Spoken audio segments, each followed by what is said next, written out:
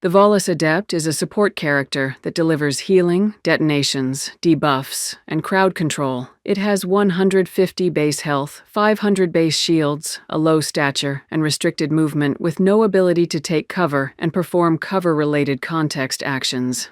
Instead of a light melee, it has 2 cloaks on separate cooldowns that decrease the visibility to the enemies. One of the cloaks can be activated while running, and the other can be activated while walking or standing still. The heavy melee is a defensive shell that provides damage reduction and gives a window of invulnerability to damage when triggered.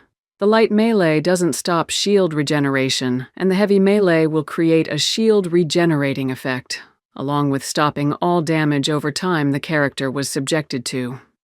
The power set on this character consists of Stasis, Biotic Orbs, and Shield Boost.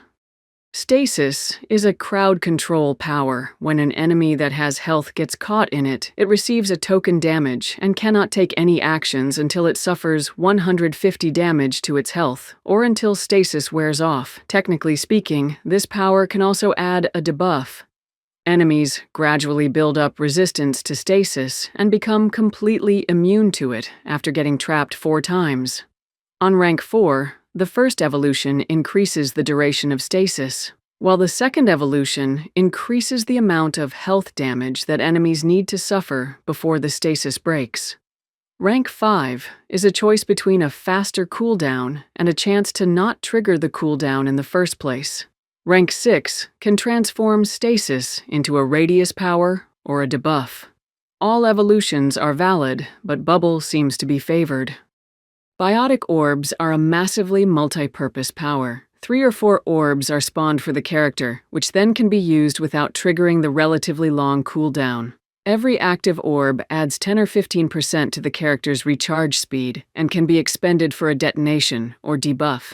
Rank 4 slightly increases the damage, or greatly increases the effect radius of the orbs. Rank 5 somewhat increases the damage again, or it can increase every orb's recharge speed bonus from 10% to 15%. Rank 6 increases the number of orbs spawned to 4, or it can enable the debuff functionality, where every enemy hit by an orb receives 15% more damage for 6 seconds. This effect can stack up to 3 times. Impact radius and recharge speed are better on ranks 4 and 5. Rank 6 decides the power's character. The additional orb allows more detonations and recharge speed, but sacrifices the debuff functionality. Shield Boost restores the shields and barriers of the player and nearby allies. In addition to the initial shield boost, there's also a minor overtime effect.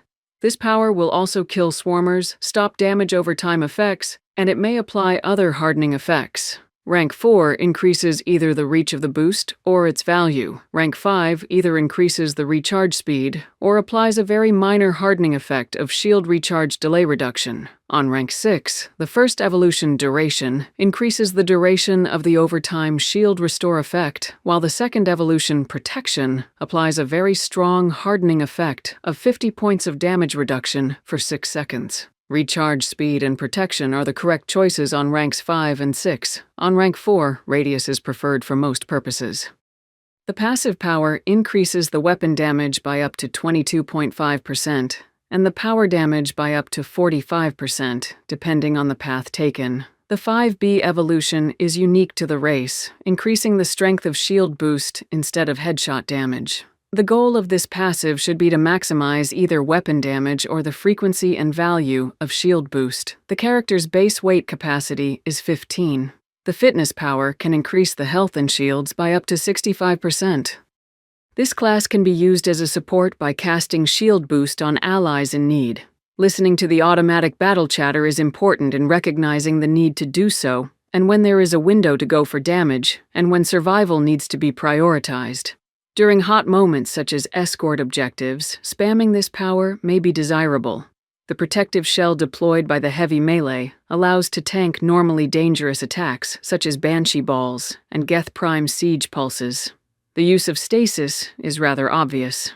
It should be employed to disable dangerous enemies such as Phantoms or Marauders, and it can be used for creating biotic explosions. The use of Biotic Orbs defines the character of gameplay. A beginning player can do good by just keeping 4 orbs on at all times for the recharge speed. A more advanced player will probably opt for a more active use, detonating Stasis, combos primed by the team, or one's own combos from Disruptor or Incendiary ammo. The debuff can greatly weaken bosses, and shooting with Disruptor rounds between orb casts allows for large quantities of tech bursts while making actual use of the debuff. Shield Boost requires 6 ranks to work to its full effect, and it's recommended to do the same to the other active powers and to make some choice between the passive and fitness. Geth Scanner or Armored Compartments can be used as the gear bonus on this class. Cyclonic Modulators are the best armor bonus, with power efficiency modules being notably useful. Due to the low weight capacity, the weapon setup should generally be kept light. Example setups: Arc Pistol with Piercing Mod, Heavy Barrel, and Disruptor ammo.